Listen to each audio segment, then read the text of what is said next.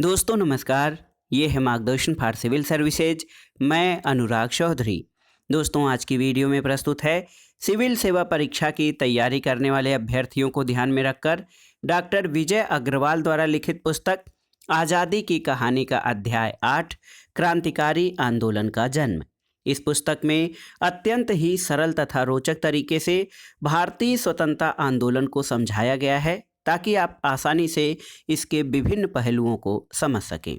आइए शुरू करते हैं आज़ादी की कहानी का अध्याय 8 क्रांतिकारी आंदोलन का जन्म। अंततः सन 1905 में लॉर्ड कर्जन ने बंगाल का विभाजन कर ही दिया। जैसा कि पहले बताया जा चुका है, इस विभाजन ने एक प्रकार से नरमपंथी कांग्रेसियों की असफलता की घोषणा करके गरमपंथियों के लिए द्वार खोल दिए। नरमपंथियों से जनता का भी मोह भंग हो चुका था। भारत एक नए उत्साह के आगोश में था। ऐसी स्थिति में जब 26 दिसंबर 1907 को सूरत में ताप्ती नदी के किनारे कांग्रेस का अधिवेशन हुआ तो यह अधिवेशन कांग्रेस के लिए एक बड़ा आघात साबित हुआ। नरमपंथी और गरमपंथी दोनों में से कोई भी किसी की बात सुनने को तैयार नहीं था। इसमें 1600 प्रतिनिधियों ने भाग लिया जो एक दूसरे पर उत्तेजित होकर आरोप प्रत्यारोप लगाते रहे। तनाव इतना बढ़ गया कि पुलिस को हस्तक्षेप करके सभागार खाली कराना पड़ा। कांग्रेस का अधिवेशन समाप्त हो गया और सूरत में कांग्रेस दो भागों में विभाजित हो गई। उसके दो चेहरे हो गए, पहला गरम दल और दूसरा नरम दल। कांग्रेस के इस विभाजन के साथ ही एक प्रकार से जन आंदोलन थम सा गया। कुछ लोगों ने एकता के प्रयास किए लेकिन वे असफल रहे। सरकार ने भी गरमपंथियों के विद्रोह विरुद्ध दमन की नीति अपनाई। अखबारों को प्रतिबंधित कर दिया गया। तिलक को मांडले जेल भेज दिया गया। एक क्रांतिकारी षड्यंत्र में शामिल होने के आरोप में अरविंद घोष को हालांकि बेकसूर छोड़ दिया गया, लेकिन उन्होंने राजनीति छोड़कर त्याग चिंतन का मार्ग अपना लिया और पांडिचेरी चले गए। बिपिन चंद्र पाल भी खिन्न होकर राजनीति से कमोवेश अलग हो गए। लाला लाजपत राय सन 1908 में ब्रिटेन चले गए और फिर वहां से लौटने के बाद अमेरिका गए। ऐसी स्थिति में ऐसा कोई राजनेता नहीं रह गया था जो गरमपंथियों की विचारधारा को आगे बढ़ाते हुए देश को समेट सके। इस प्रकार सन 1908 की समाप्ति तक संपूर्ण राष्ट्रीय आंदोलन थम सा चुका था। सन 1909 में जब अरविंद घोष जेल से बाहर आए तब उन्होंने टिप्पणी की कि जब मैं जेल जा रहा था तो संपूर्ण देश एक नए राष्ट्र की कल्पना को सजोए हुए जीवंत दिख रहा था। सोए हुए लाखों हृदयों में नई राजनीतिक चेतना हिलोरे लेने लगी थी। लेकिन जब मैं जेल से बाहर आया तो पूरे देश में स्तब्ध मौन था। सन 1914 में तिलक 6 वर्ष की जेल की सजा काटकर बाहर आए। इसके बाद उन्होंने राष्ट्रीय आंदोलन को फिर से जीवित करने का प्रयास किया। सौभाग्य से तब तक महात्मा गांधी भी दक्षिण अफ्रीका में अपने सत्याग्रह का प्रयोग करके भारत लौट चुके थे। इस प्रकार आंदोलन की एक नई चेतना के लिए सारी सामग्री तैयार थी। युवाओं के सीने में थी आग, किंतु इसका अर्थ ये नहीं था कि सन 1908 से 1920 तक का कार्यकाल आंदोलन की खामोश मृत्यु का कार्यकाल था। बंग भंग विरोधी आंदोलन के समय राजनीति में जिन युवाओं का प्रवेश हो गया था उनके अंदर एक अलग किस्म की ज्वाला धधक रही थी। कांग्रेस के मौन हो जाने के कारण उनमें एक क्षोभ था। सरकारी दमन के विरुद्ध उनमें जबरदस्त आक्रोश था। ब्रिटिश सत्ता अभी भी दंभ और दमन की नीति पर चल रही थी। इसके कारण उनके मन में अंग्रेजों के प्रति घृणा का भाव था। जब आक्रोश से भरे इन युवाओं ने देखा कि शांतिपूर्ण विरोध के सभी रास्ते बंद हो गए हैं, तब उन्होंने बम का रास्ता अपनाया। उन्होंने बदनाम अंग्रेज अफसरों की हत्या करने की योजना बनाई। इन युवकों का मानना था कि यदि अंग्रेज अफसरों की हत्या की गई तो उससे एक साथ कई लाभ होंगे। इससे अंग्रेजी शासक भयभीत तो उठेंगे, भारतीय जनता को संघर्ष करने की प्रेरणा मिलेगी, उनके दिलों से अंग्रेजों का भय समाप्त हो जाएगा। हत्या करने वाला जब पकड़ा जाएगा तो उसके बलिदान से भी जनता को प्रेरणा मिलेगी। इन युवकों ने यह रास्ता आयरिश आतंकवादियों तथा रूस के विनाशवादियों के तरीकों से प्रेरित होकर अपनाया और इस प्रकार देश में एक क्रांतिकारी आंदोलन की शुरुआत हो गई। इससे पहले भी सन 1897 में चापेकर बंधुओं ने पूना में बदनाम ब्रिटिश अधिकारियों की हत्या की थी।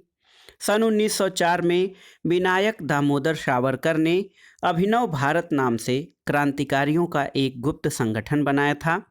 1905 के बाद कई अखबार क्रांतिकारी आतंकवाद के पक्ष में लिखने लगे और इस प्रकार बंगाल में क्रांति का व्यक्तिवादी और आतंकवादी कार्रवाइयों ने अपनी जड़ें जमा ली। सन 1907 में बंगाल के लेफ्टिनेंट गवर्नर की हत्या का असफल प्रयास हुआ। सन 1908 में खुदीराम बोस और प्रफुल्ल चाकी ने एक बग्घी पर बम फेंका। वे समझ रहे थे कि इस बग्घी में मुजफ्फरपुर का बदनाम जज किंग्सफोर्ड बैठा हुआ है, लेकिन यह उनका भ्रम निकला और उसके स्थान पर 2 अंग्रेज महिलाएं मारी गईं। प्रफुल्ल चाकी ने आत्महत्या कर ली और खुदीराम बोस पर मुकदमा चलाकर फांसी की सजा दी गई। देखते ही देखते पूरे देश में अनेक गुप्त संगठन बनने लगे, जिनमें अनुशीलन समिति और युगांतर प्रमुख थे। अनुशीलन समिति की ढाका में ही 500 शाखाएं थीं। इन संगठनों के 2 मुख्य उद्देश्य थे। पहला, अत्याचारी अफसरों, मुखबिरों और देशद्रोहियों की हत्या करना, और दूसरा, डाके डालकर संगठन के लिए पैसे इकट्ठा करना। इन आतंकवादी क्रांतिकारियों का साहस यहाँ तक बढ़ गया था कि रास बिहारी बोस और सचिन सान्याल के नेतृत्व में वायसराय लॉर्ड हार्डिंग की हत्या का असफल प्रयास किया गया। वे एक समारोह में हाथी पर बैठे हुए थे, उन पर बम फेंका गया। उनकी मृत्यु तो नहीं हुई, किंतु घायल जरूर हो गए। विदेशों तक जा पहुंची चिंगारी। क्रांतिकारियों ने अपने केंद्र विदेशों में भी बनाए। इनमें सबसे प्रसिद्ध क्रांतिकारी थे श्यामजी कृष्ण वर्मा, वीडी सावरकर और हरदयाल, तथा यूरोप में मैडम कामा और अजीत सिंह। लंदन में मदन लाल धिंगरा ने करजन वायली की हत्या की थी। उत्तरी अमेरिका में सन 1914 से ही पंजाब के लोग जाने लगे थे। इनमें से अधिकतर जालंधर और होशियारपुर के किसान थे। आर्थिक संकटों से छुटकारा पाकर एक सुखी जीवन जीने की आकांक्षा से ये लोग अमेरिका गए थे।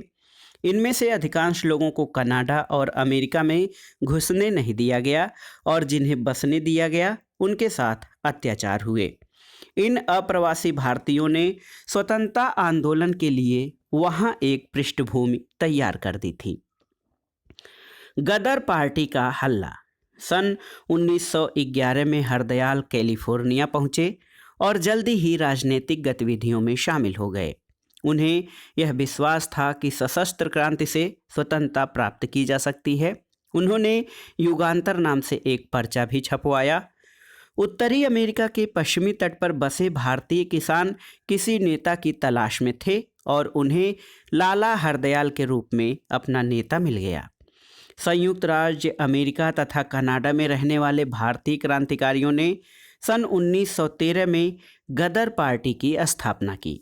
चूँकि यह अप्रवासी भारतीयों का संगठन था, इसलिए Mexico, Japan, Singapore, Thailand, Malaya, Philippines और दक्षिण अफ्रीका जैसे देशों में भी इस पार्टी के सदस्य सक्रिय थे। गदर पार्टी ने भारत में अंग्रेजों के विरुद्ध सशस्त्र क्रांति करने की शपथ ली। संयोगवश 1 वर्ष बाद ही सन 1914 में जैसे ही प्रथम विश्व युद्ध की शुरुआत हुई, वैसे ही गदर पार्टी ने यह निश्चय किया कि हथियार और क्रांतिकारी भारत भेजे जाएं, जो वहां के सैनिक और स्थानीय क्रांतिकारियों से मिलकर वहां विद्रोह करें। इसके लिए ढेर सारा धन इकट्ठा किया गया। कुछ लोगों ने तो अपनी सारी संपत्ति ही इसमें लगा दी। गदर पार्टी के सदस्यों का यह विश्वास था कि 10 साल के अंदर भारत में यह सशस्त्र क्रांतिकारी आंदोलन बड़ी तेजी से शुरू हो जाएगा। गदर पार्टी के सदस्यों ने भारत और उसके बाहर क्रांतिकारियों से संबंध स्थापित किए। पंजाब में सशस्त्र क्रांति की तिथि भी निश्चित हो गई, लेकिन दुर्भाग्यवश अंग्रेजों को इसका पहले से पता चल गया, जिसके फलस्वरूप अनेक नेताओं को जेल में बंद कर दिया गया और बाद में ये फांसी पर लटका दिए गए। पंजाब में गदर पार्टी के प्रमुख नेता थे गुरमुख सिंह, करतार सिंह, सोहन सिंह भाकना, रहमत अली शाह, भाई परमानंद और मोहम्मद बरकतुल्ला। सिंगापुर के सैनिकों ने विद्रोह किया, लेकिन उसे निर्ममता से कुचल दिया गया। 37 लोगों को सार्वजनिक रूप से फांसी के फंदे पर लटका दिया गया और 41 लोगों को आजीवन कारावास की सजा दी गई। जतिन मुखर्जी बालासोर में पुलिस से लड़ते हुए शहीद हो गए। ऐसे अन्य बहुत से लोग थे जिन्होंने भारत के बाहर क्रांतिकारी गतिविधियों का संचालन किया। ऐसे साहसी क्रांतिकारियों में रास बिहारी बोस, राजा महेंद्र प्रताप, अब्दुल रहमान, सरदार सिंह राणा, मौलाना ओबेदुल्ला सिंधी तथा मैडम भीकाजी कामा। इनमें राजा महेंद्र प्रताप और बरकतुल्ला ने तो काबुल में एक अंतरिम सरकार भी गठित कर ली थी, लेकिन सरकार की निर्मम दमन नीति और गदर पार्टी के छिटपुट सशस्त्र विद्रोह के कारण इनका लक्ष्य पूरा नहीं हो सका। फिर भी इनकी सबसे बड़ी सफलता ये थी कि विदेशों में इस पार्टी के सक्रिय होने के कारण उपनिवेशवाद के विरुद्ध एक वैचारिक संघर्ष की शुरुआत हुई। उनके द्वारा प्रकाशित होने वाले गदर अखबार ने औपनिवेशिक चरित्र का पर्दाफाश किया। इस प्रकार भारत की स्वतंत्रता के पक्ष में विदेशों में भी एक जनमत तैयार हुआ। इस पार्टी ने विशेषकर पंजाब के ग्रामीण क्षेत्रों में धर्मनिरपेक्षता और राष्ट्रवादी विचारों का प्रचार किया। लेकिन दुर्भाग्यवश यह क्रांतिकारी आतंकवाद भी लंबे समय तक नहीं चल पाया और धीरे धीरे ठंडा पड़ गया। इसकी असफलता के कुछ कारण रहे। इसका कोई जनाधार नहीं था। यह छोटे छोटे समूहों में बटा हुआ था, जिनका ब्रिटिश साम्राज्यवाद के सामने टिक पाना आसान नहीं था। इसके बावजूद इन युवाओं ने जिस अदम्य साहस और बलिदान का परिचय दिया, उसने पूरे देश के हृदय में राष्ट्रीय स्वतंत्रता के लिए खलबली पैदा कर दी। इनमें कोई दो मत नहीं कि इन युवाओं ने देश में एक नई ऊर्जा पैदा की और देशवासियों के अंदर राष्ट्र प्रेम की उत्कट भावना का संचार किया। और इतना सब उन्होंने तब किया जब उन्हें न तो किसी राष्ट्रीय नेता का समर्थन प्राप्त था, न ही उनके पास कोई अन्य साधन थे। इनका एकमात्र आधार था राष्ट्र के प्रति प्रेम और विदेशी सत्ता के प्रति घृणा। तो दोस्तों, ये था आज़ादी की कहानी का अध्याय 8, क्रांतिकारी आंदोलन का जन्म। दोस्तों, जब जनता अपने अनुनय, विनय और निवेदन से थक हार गई तो देश के युवाओं ने क्रांतिकारी मार्ग अपनाया और उन्होंने सशस्त्र विद्रोह और संगठित विद्रोह के माध्यम से भारत को स्वतंत्र कराने का प्रयास किया। और इसके लिए केवल देश में ही नहीं बल्कि देश के बाहर विदेशों से भी काफ़ी कुछ समर्थन मिला और कई लोगों ने बाहर से भी भारत में स्वतंत्रता आंदोलन को समर्थन और प्रोत्साहन दिया। इनमें गदर पार्टी, महेंद्र सिंह की और बरकतुल्ला की अंतरिम सरकार, इसके अलावा मैडम भीकाजी कामा और अन्य क्रांतिकारियों ने भारत में क्रांतिकारी आंदोलन को आगे बढ़ाने का कार्य किया। और कहीं न कहीं ये क्रांतिकारी आंदोलन का एक प्रभाव रहा कि भारत इतना जल्दी अंग्रेज़ों से औपनिवेशिक सत्ता से मुक्ति पा सका। पुस्तक का अगला अध्याय अगले वीडियो में। तब तक हमारे चैनल से जुड़े रहें। जिस भी टॉपिक पर आप हमसे वीडियो चाहते हैं उसके बारे में कमेंट बॉक्स में ज़रूर लिखें। वीडियो देखने के लिए धन्यवाद। नमस्कार।